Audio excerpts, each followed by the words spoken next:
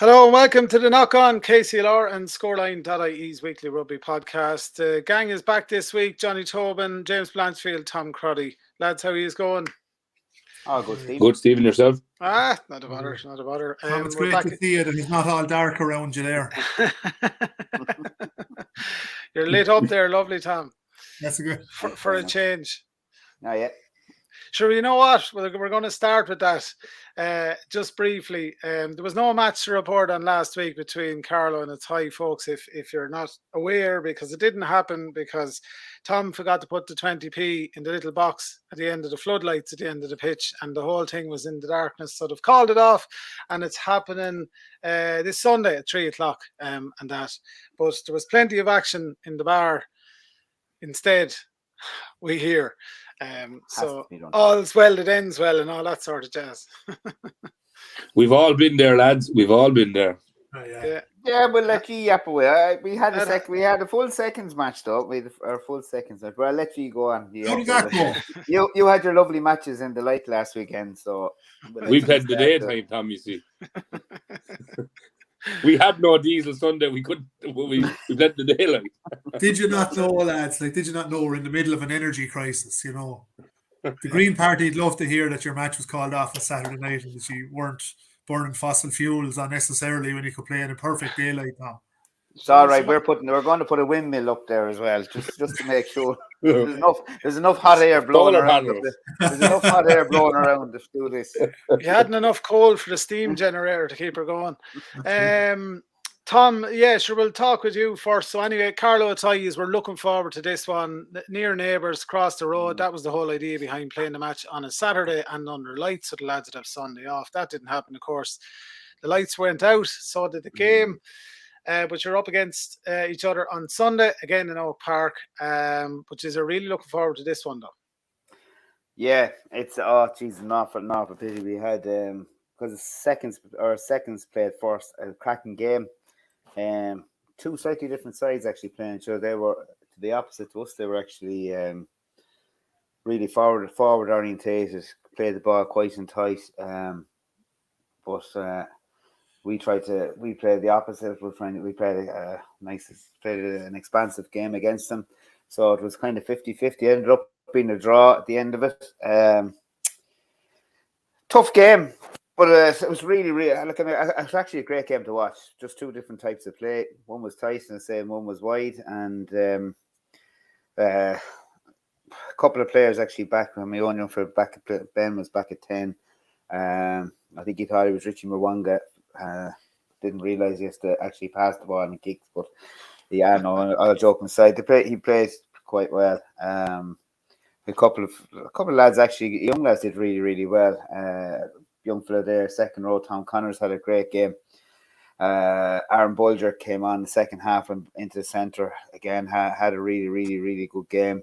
Young fella from Bagnallstown, a guy called Billy Fitzpatrick, who only played with the school down there. He's just joined and went in full back for the first time ever and had a cracking game. So it was as I say, there's a mixture of youth and age in that team, and they did very well. Probably should have being honest we'll call it spade a spade. They should have won the game. But Athy just stuck with it right to the end, as you'd expect them to do, and we let them back into the game in the last about 15 minutes, and you know that's rugby. But it was a cracking game. Then the excitement happened. There was a real big build-up. There was some atmosphere. You could hear the two teams just really, the intensity of both sides in their warm-ups. Both looked good.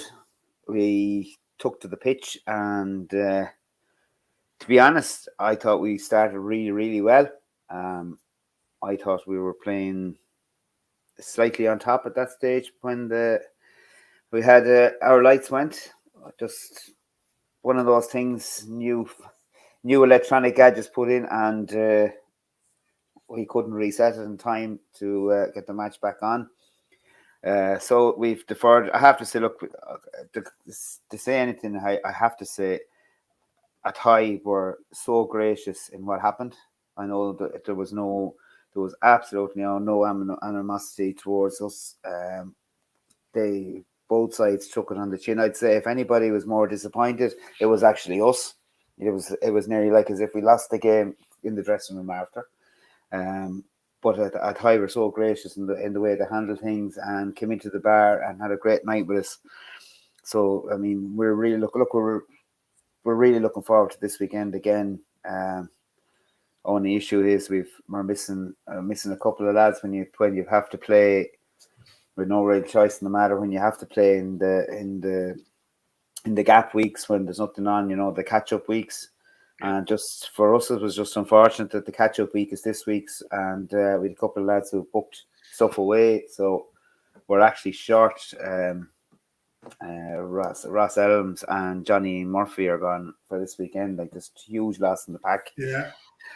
Huge loss in the pack. But look, this life, and what can you do? Like, you have to get on with these things. And but look, we're really looking forward to it, and there's a good build up, lads. We did a decent enough session considering it was a week off.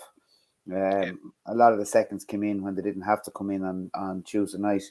It was supposed to be kind of a chill out sort of week, and get things back reset after the Southeast and the first rounds. But now, look, we're going to have a tough 3 weeks because we have to play Athy, we have to play Tullow, and we also have to go away to, I think it's Longford as well. So like, it's going to be really tough 3 weeks. Tom, from a rules point of view, because you couldn't, what would you call it, facilitate the game, is there anything in the rules to say that a tie should have been handed the game or anything like that, or is it just the only thing that just for people who don't know now? Yeah. The only thing that could have happened there was a tie could have asked for the fixture to be played in a tie, and we'd have to play them twice at home because technically they travelled. It's the same for youths games as well. If a team travels to a venue and a game is called off, the next game has to be in their home grounds. But that's what I'm saying. Like, a tie were so gracious in the way they handled everything. I just look at we're local club. First thing they said was, we're local clubs here, and it's great having them. That's the difference between. There's a little bit of closeness between ourselves, Tullow, Kilkenny. They're just. It was nice to have a tie back in. Like, regardless of what's going to happen at the weekend, they're great. They're a good club. They're a really good club. They were a great bunch of guys that that were there. We knew a lot of them. There's a couple of lads there played in the Leinster juniors with our lads, and a lot of lads went to school with each other. Some of the guys in Kilkenny College for both sides.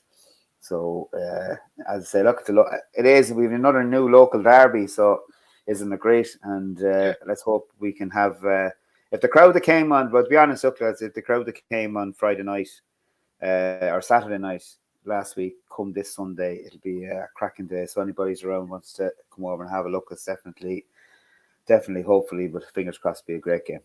Absolutely, and as Tom said there, because this is a gap week in the Leinster League, so the only local side out this weekend is Carlow. Athy, Sunday 3 o'clock, Oak Park. James Blanchfield, you had a celebration in Kilkenny the weekend, your new facilities and bits and pieces. There was all that sort of stuff going on, but on the pitch, Bective, nice one. It was class. Look at the day started off brilliantly. Like, we had the opening, the clubhouse, and John Robinson was down, and Debbie Carty was up from Wexford there to open it, and we had a pre-match lunch, and it was brilliant. The Bective lads are all there with us having the pre-match lunch, and went out into the pitch anyway, and I kind of missed the first half of the seconds game because I was in having my lunch.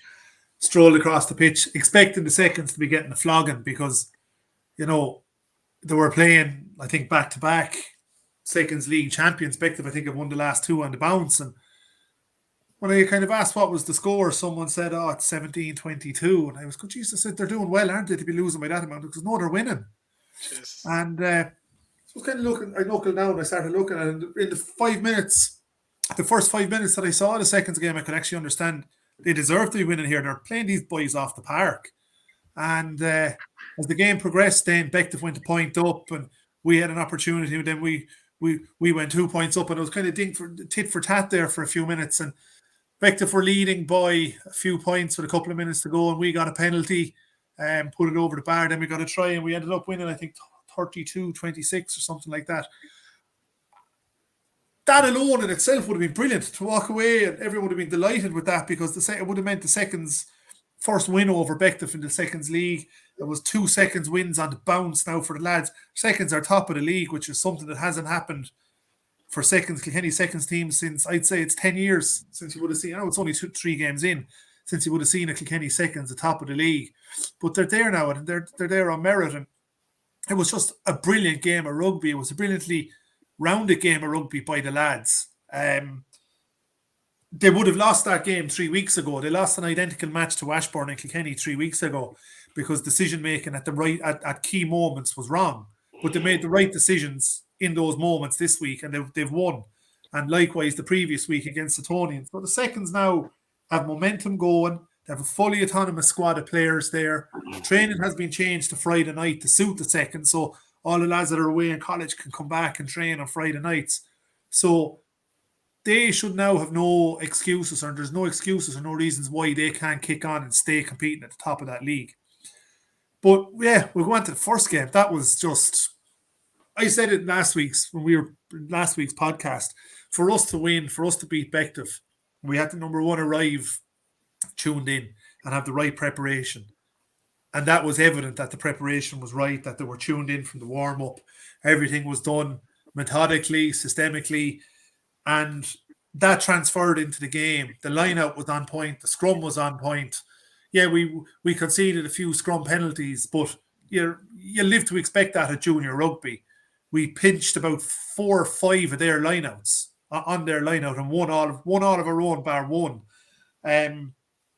The performance of the Kilkenny players is, and I'm purposely not naming anyone in particularly, because the performance was immense from 1 to 20. Everyone performed incredibly well. Our opening try came through Damo Lahi, and it was a really well-worked team try, length of the pitch kind of stuff, through phases, and Damo eventually got over and got it. The second try was a similar one. Jack Walsh got that from a chip over the top from Hugh Corkery. Again, that was a try that was constructed come the length of the pitch. Hugh Corkery spotted a gap in behind, chipped over the Bective defence. One phase, Jack picked and went over the line. But Jake McDonald's, our third try, was just, it was probably your quintessential classic try, just 2 phases, bang, bang, overlap, Jake in the corner. And it was just a simply worked try. And as I always say, rugby is a simple game, a great game, and it's played simply. And it was played very simply, and Jake got in. Our defence was massive. Bective, in fairness, threw a huge amount at the lads, and they just stood strong. Now, they got over for a try to bring the deficit down to 10 points with a few minutes to go, but I firmly believe that the lads were hurting over the previous week against the Tonians, because as the week progressed last week, I heard that some fellas arrived at 25 past 3 or 20 past 3 for a 3:30 kickoff because of the traffic. So the preparation was wrong there. But from the minute they took to the pitch on Saturday, I don't believe that result was going anywhere else. They were just on point. They were focused. Everything they did worked well. We had a little bit of a concern. Joe Manuel went off with a pulled hamstring just before half time. And in previous years, that would have been a big concern for us, But a young fella who's just out of 18s, or at least 19 now, Dan Dowling, just came in for his first crack at first rugby in the Leinster League. And it was like Joey was still on the pitch. Dan was just brilliant.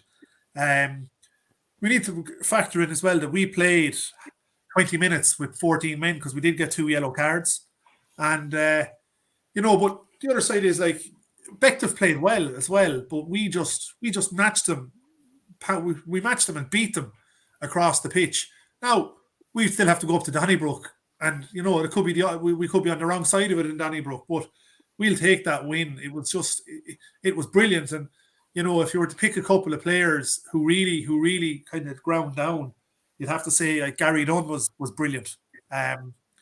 Wes Carter was exceptional, as Wes always is.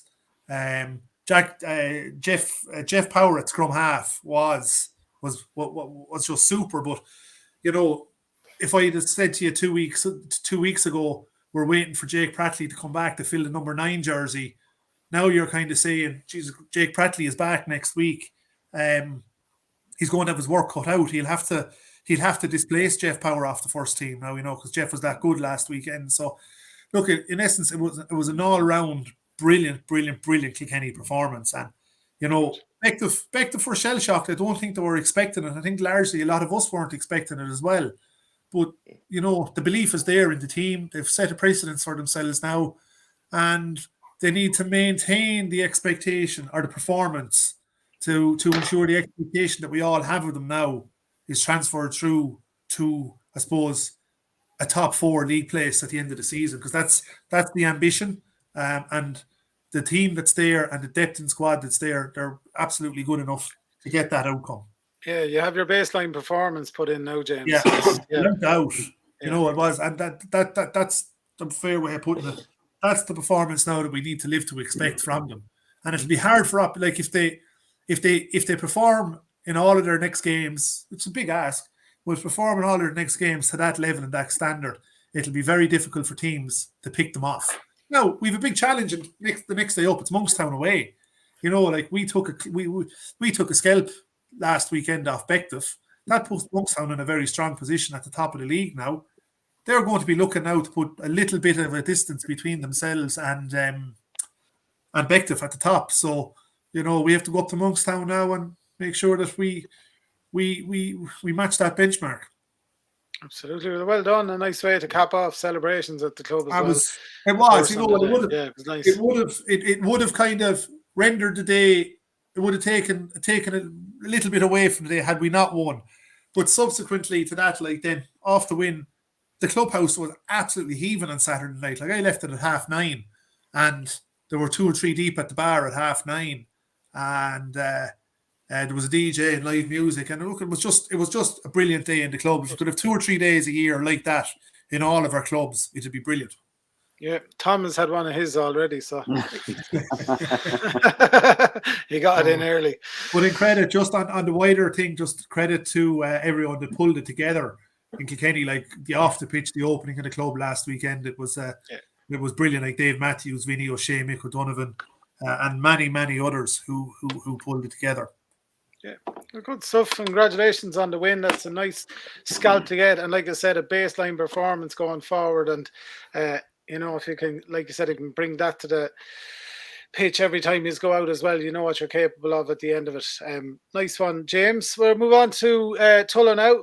Johnny, you had a good win over Mullingar. Yeah, we had 2 good wins. We've entered the Seconds League by storm. We had a cracking game against Mullingar, Seconds game. We had 26 lads togged out for it. Obviously, you can't play 26, but we had 26 lads there ready to rock. Was 25-7 at half time. All right, it's a little bit tight. And then the lads kind of ran away with, they just 60 points to 7 it finished. And that's with only 10 days, maybe you might as well say, continuous training together. It was an unbelievable performance. It was actually the best seconds game I've seen the Tullow team play in a long time. Probably since 2018, the Towns Cup win. They were just phenomenal. The young lads like Keane Leonard, my own younger brother David was very good. Ryan O'Sullivan, Cathal Bailey, all these young lads, really solid. It's great to see lads like Keane Doyle and these back as well, who kind of fell out of love with the game from the youth system. Like I've said a few times, we kind of had that big drop-off point there for a few years, and Keane would have been one of them lads that would have suffered in that. But he had a phenomenal game on the weekend. He was class. So, really good. And that set the tone for another cracker of a game. But it didn't start off all roses. We were 14-8 down after 15 minutes. So the opening 10-15 minutes for us have been a bit of an issue, because we were 2 tries down in Wicklow after 14 or 15 minutes as well, and the first day out. So, but to credit to the lads, they fixed that problem. They knuckle down. They start playing to the shape. They start really just dominating all the areas of the contact, like the scrums. The scrums are unbelievable. Like when you've lads as good, if not better, on the bench to come on, it's a worrying sight. Like like we had likes of Aaron O'Byrne to come on, Louis Kilcoyne, Joe Waters. They were on the bench, and they're generally first team starters. Like Tom Cash and Scott Caldwell. Bench, Johnny. Yeah, it's unbelievable. Like the strength and depth at the moment is, I don't want to jinx around, but it's very good. It's up front anyway. And then with some cracking back strays. we had 2 wingers score 2 tries apiece, and then we had 1 in the forwards with Jordan Labour. And 2 in the forwards, with Jordan and Stevie. But the lads were just relentless. I wouldn't say all game, but I'd say for the last 65 of it, because the first 15 were a bit of a blowout now, to be honest. But yeah, we rave about it and we rant about it, but we're not done. We're not finished yet. We're not the finished article. We're on 6 points now. We had a bonus point against Mullingar at home. It's not an easy game to win, but we done it. We're in a really, really good place. We had a really good week this week. It's a down week, so we had 2 training sessions. We'll have another one actually tonight, and then we have a team bond, and then Saturday we're going on a mystery tour that Stevie Smith is organising. So that could end up anywhere. Or yeah. Johnny, what's this week? Carry on. Well, I'm actually not allowed on it. I'm at home babysitting, but the lads are on it. So they're going on a session. But the seconds and the first last week were really just incredible, you know. It's just class to see. The crowd out in the Black Eights last Sunday was class. And I actually believe if you have a seconds game before your first game, you get a bigger crowd. Generally, obviously, the lads will stay around, but you actually get more people out to watch the 2 games, the 1 game. It was just class. It was class to be around now. The clubhouse was lepping on Sunday. The Mullingar boys have put enough money behind the Tullow bar to last us the next 2 weeks away. They were drinking porter to debate the band. Good. But it was just really, really good. Really, really positive. But we've 2 massive weeks ahead. We obviously not this weekend, but we've Carlow Sunday week, and we've a tie after that. So we'll be in Oak Park on Sunday, having a little look. as the Athy lads were in Carlow or in Tullow last Sunday, we'll travel to Oak Park. Have a gander. These were all over on Saturday night. Yeah, sure. We were disappointed Saturday night, but we'll go back again. Don't worry. I know. Poor Morris travelled up from Wexford. Will we get free admission this time? I wonder. No, we're going to take another $5 off you. Go on, Chad, if I see you there, it's a tenner for you or 20 for you. Common amongst the 3 of us, what we've always said, all of our clubhouses were heaving after our matches the weekend. Yeah, I haven't seen that in so long. That's something that I don't know what's gone wrong in junior rugby, but it kind of seems to have petered away. That, you mentioned it to me, Tom, after we played in the Southeast League. None of our lads went into your clubhouse after the game, and I think it's something that clubs, we have to try and get our patrons back into the clubhouse after the game, because that's where, I suppose, that's where junior rugby, that's the foundation of it, is what happens off the pitch, you know. And absolutely. If you look at the 3 of us, we're all in great humour because we all had good weekends, relatively, but then we had great crack off the pitch as well. And I think it's something we have to, Dave Matthews and others, Glenn Hector and our club are working very hard at trying to get it. But it's it just puts a different dynamic on things, and everyone has great crack, and you know, I think it brings everything together. It's the finishing touch, you know. Yeah, well, it's. I have the only grievance I have towards with the teams at the moment in general. I've just noticed this over the last, since I've been more involved again. I've been involved with youths, you know, for the last number of years, but I'm kind of back with the seniors and more involved with the adult rugby. And what I've noticed, the biggest change I've noticed is, if you're after, in the bar afterwards, there's not the same chat between the players as in between your opposition. Before, I remember you used to go in, you get your bowl of soup or your stew or whatever, it depends the time of year what you were getting, and you go in and you sat down with your opposite man, or you sat at the table with the opposition, and then you went in and you bought your opposite man a pint, whatever, or whatever the hell he's having, you know, and you had a chat, you know, you got to hop off each other on the field, and then you come in and you have a chat afterwards. But I just noticed that it seems to be that thing that has kind of lost its mojo, even though the clubhouse is packed, and we all have clubhouse, but I think the boys are going to lose out on the long term, so they won't remember who they're playing against. Yeah. You know, we're going to clubs and we still know all the heads. You're walking into a clubhouse over in Mullingar or Longford, or you could be up in Dundalk, and there's some fella across the bar be looking at you going, Then he walks over and you have a chat and you go, oh, Jesus, we played back in the day, whatever. And you get to know each other. And I think that junior rugby needs to just get that back on board. It's very important that not only the management, whatever, chat to each other and get that thing going, but I think clubs, the players need to start interacting with each other more so and becoming, you don't have to like each other, but just get to know each other and chat, because just be polite. This is where the crack comes in, and it's like like you said, Mullingar had points, Bective had points, and at High State, but like they're little things. And I was down in New Ross, and it's actually I got cross in New Ross because the same has happened.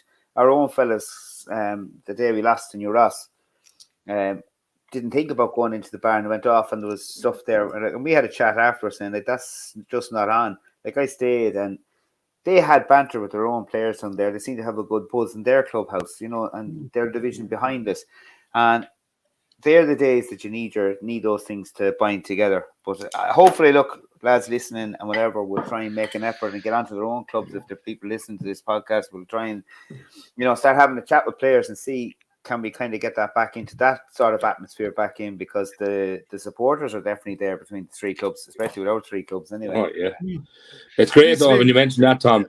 It's great when you're in the bar and you see the likes of, that's for me anyway, if you see the likes of the Red Lad and John Brown and them lads, and they're talking about who we playing next, and then they start naming off these lads, we played against them. Sometimes you wonder if they're rambling or they're telling the truth, but you just go with it because it's good old banter, Now, John Brown is known to ramble, but it's good banter, like, and you're just looking at them saying, "Geez, this is a real good crack." And like even that, like I met James, I think it was, what was it, James? Maybe 12 years ago, maybe. 12 years ago, yeah. We were coaching against each other, like, and the same year I met Johnny Butler, the same year as I met James, coaching against each other. Like, I talk to James maybe once, twice a week. I talk to Johnny Butler every day of the week. Johnny's Mullingar, James Kilkenny, like, these are the kind of relationships you build. And it's good old crack, like, and it's just, I don't think there's any other sport like rugby, and I don't think there's any other division like junior rugby. Junior rugby is just class, in my opinion.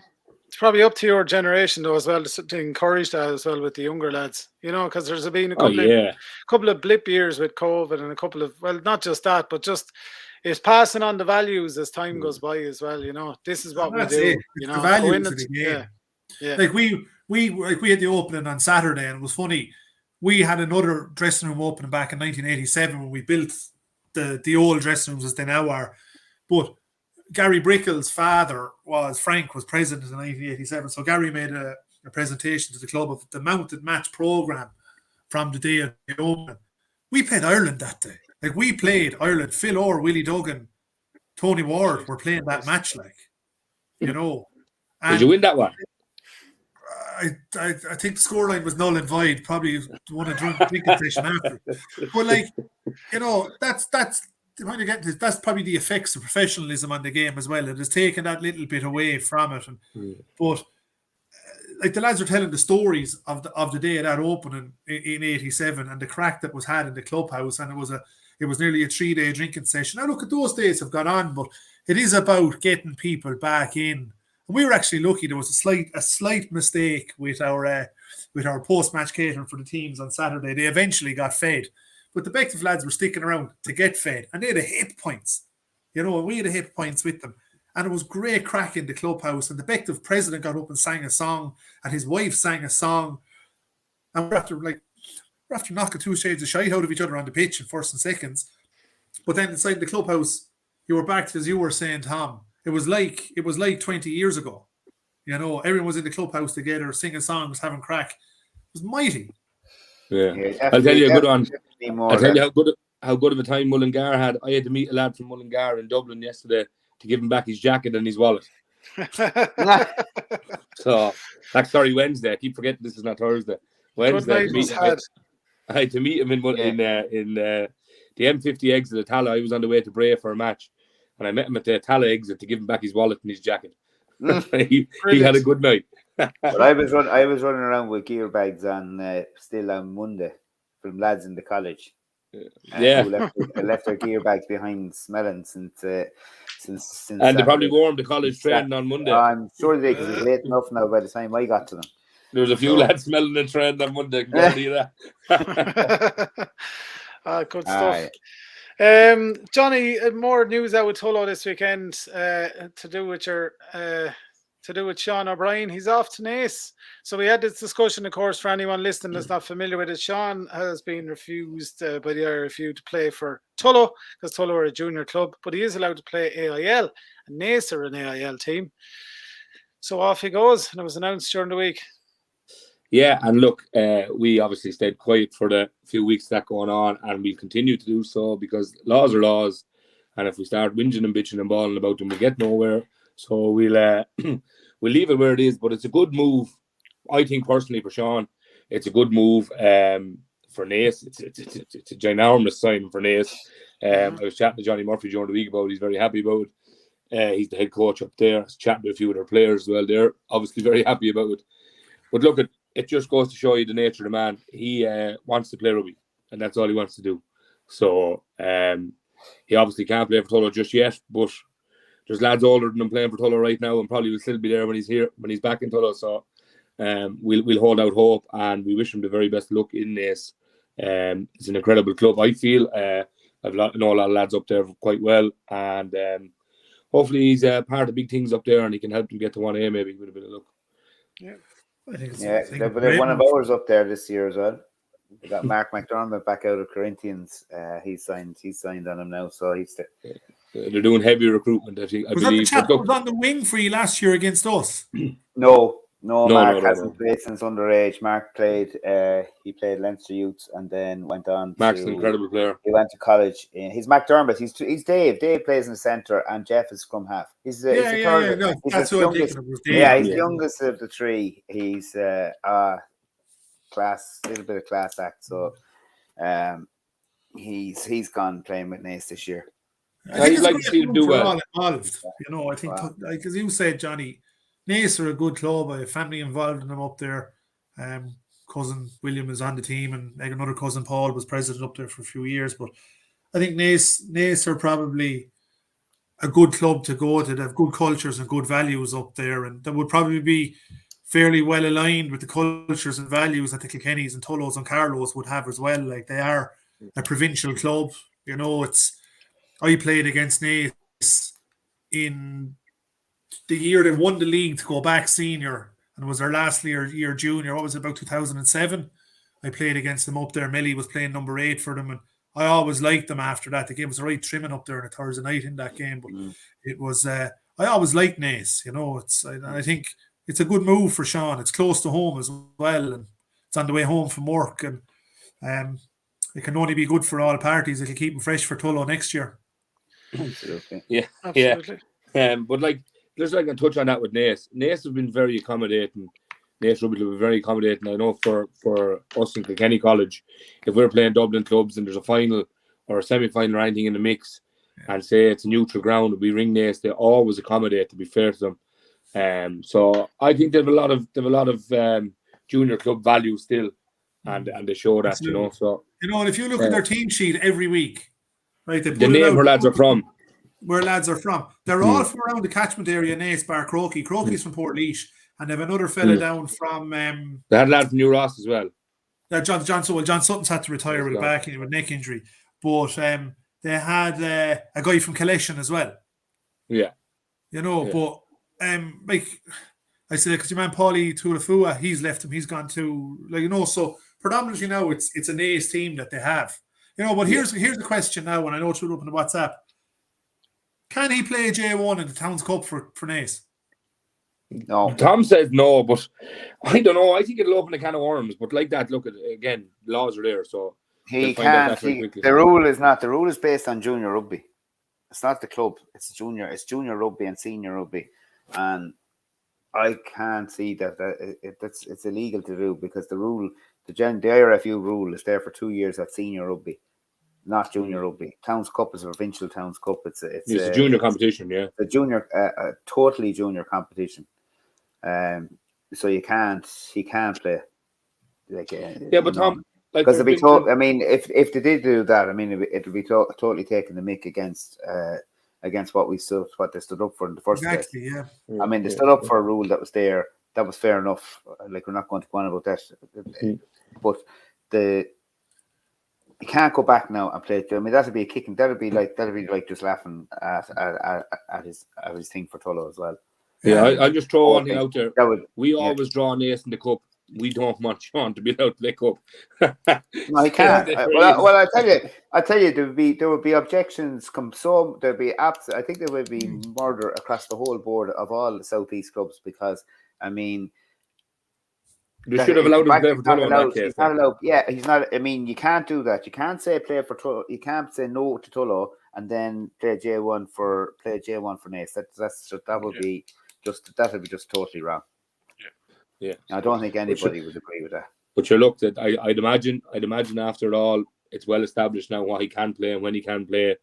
So yeah, look, it's not that he will end up playing Towns Cup for Tullow or for Naas, because he's going to play a lot of games in AIL 1B this year anyway. So he'll probably be he probably won't be able to. You'd imagine he'd start more than 6 anyway.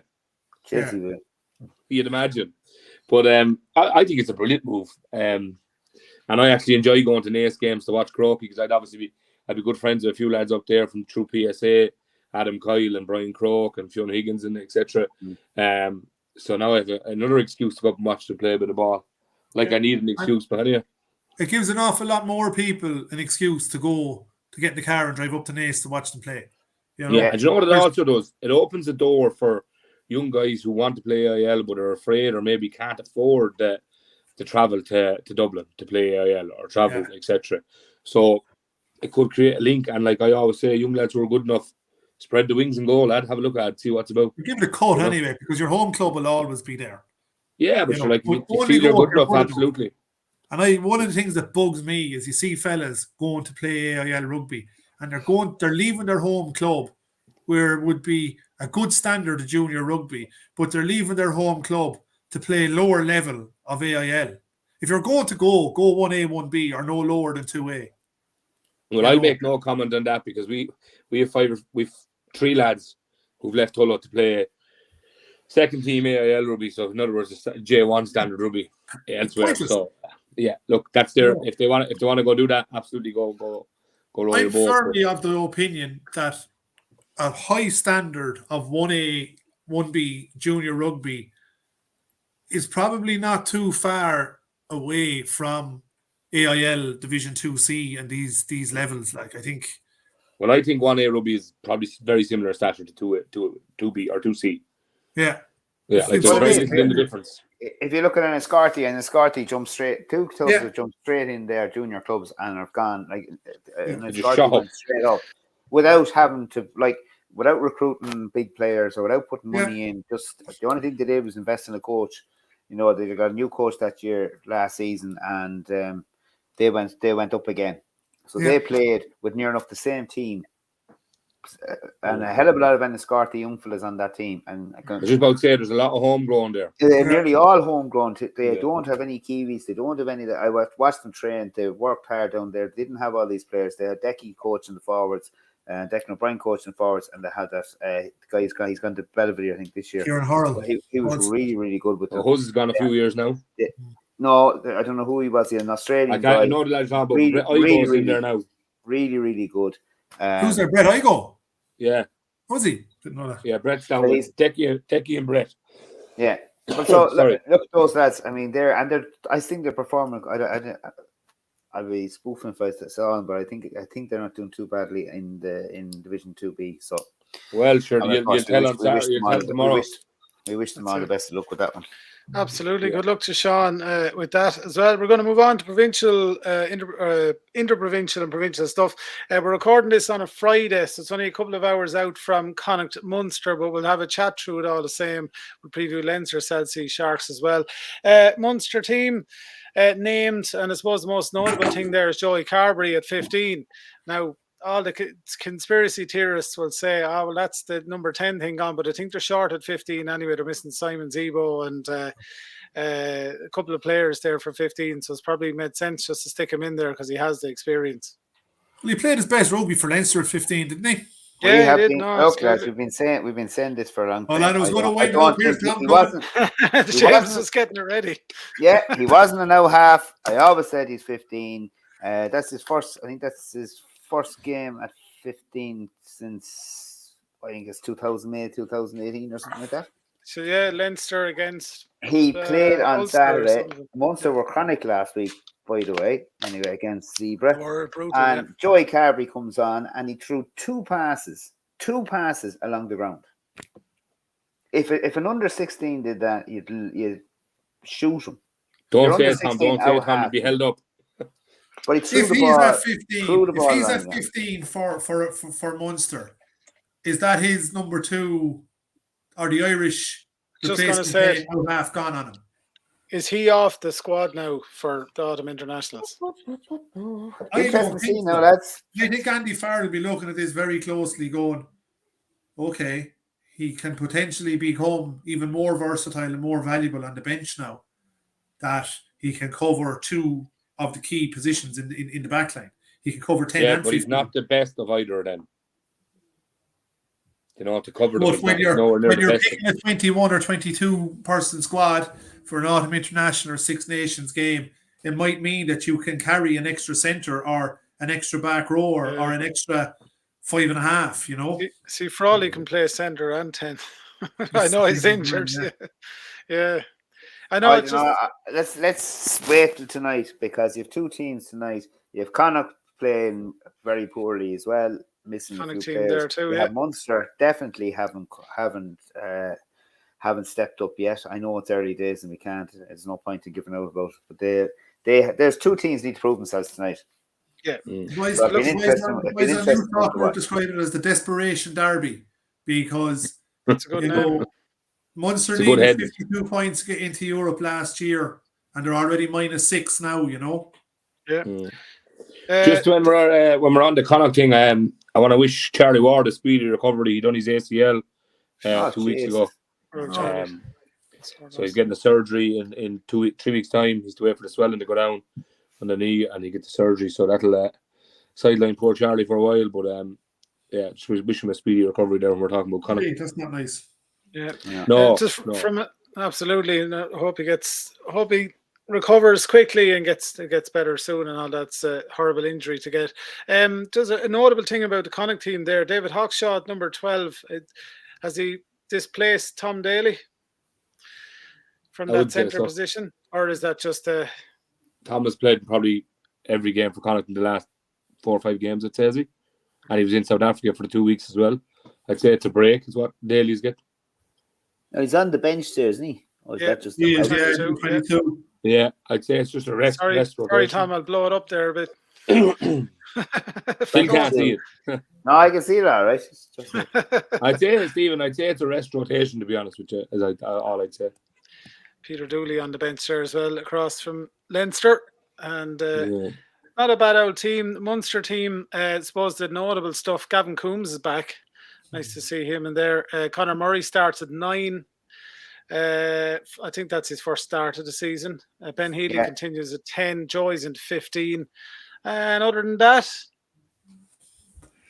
be interesting to see Conor Phillips. He's a young Munster lad. He's played a lot of rugby for young Munster in the AL over the last few years, if I'm right. He's very, very quick. I think he got on the score. He scored a try last week, did he, Tom?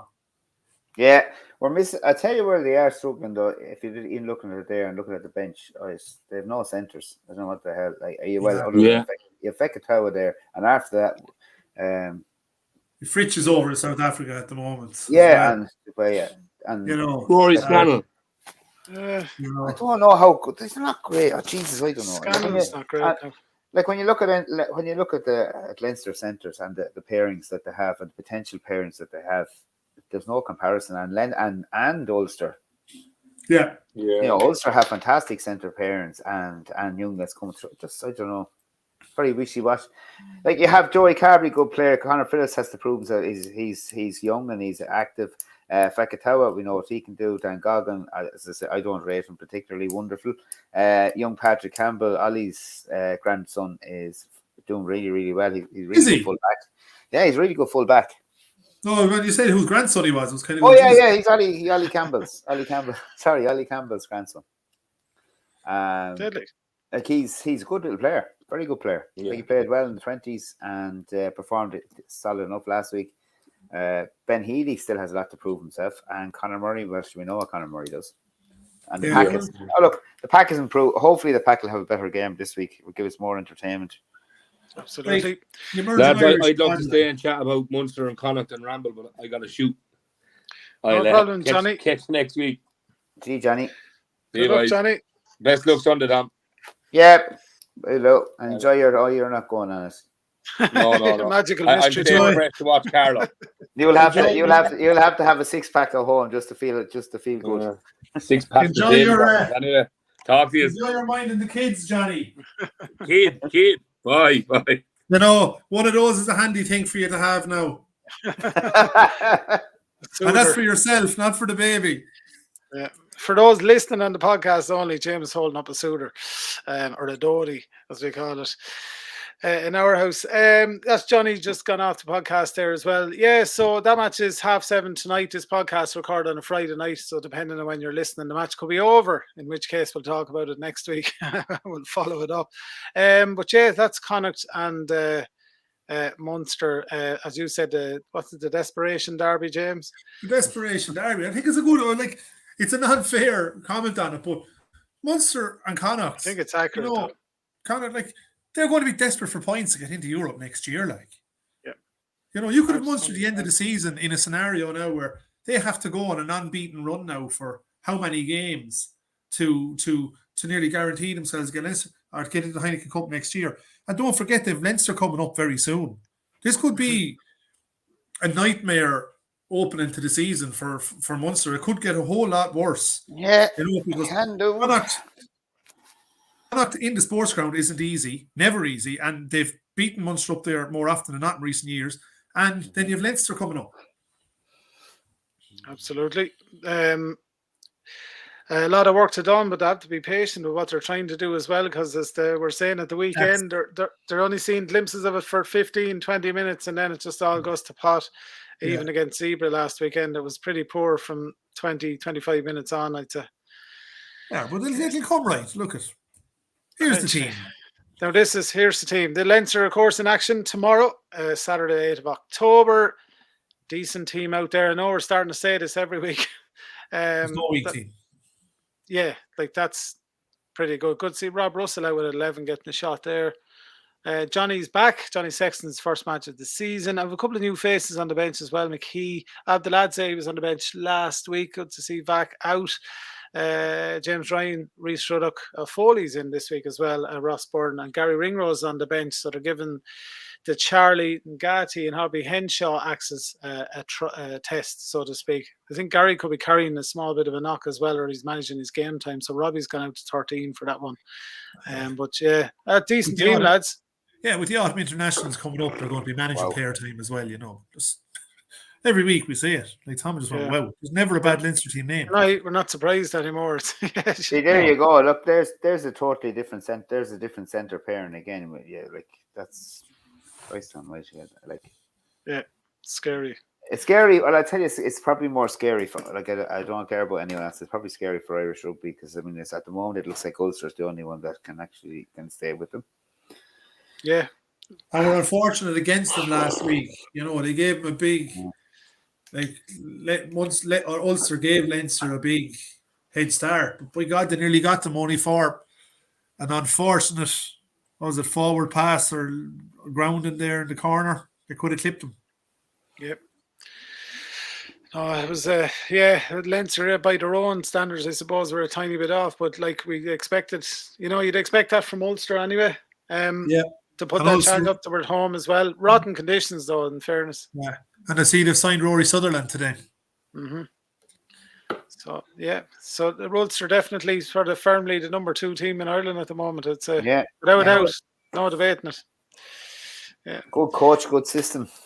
Yeah, that's it. But then again, the Munster thing might click into place. Who knows? That McFarland, how long to get it to where it is? Remember, he took Ulster over and there were basket cases nearly, you know. Mm-hmm. Yeah, that's true. Takes a while. Lads, I think we'll probably wrap it up there. Plenty of rugby to look at this weekend, of course. So Leinster is Saturday, Connacht Munster is tonight, Friday, when the podcast is recorded. So apologies if you're listening to this on a Sunday and it's already past. You know the score now at this stage.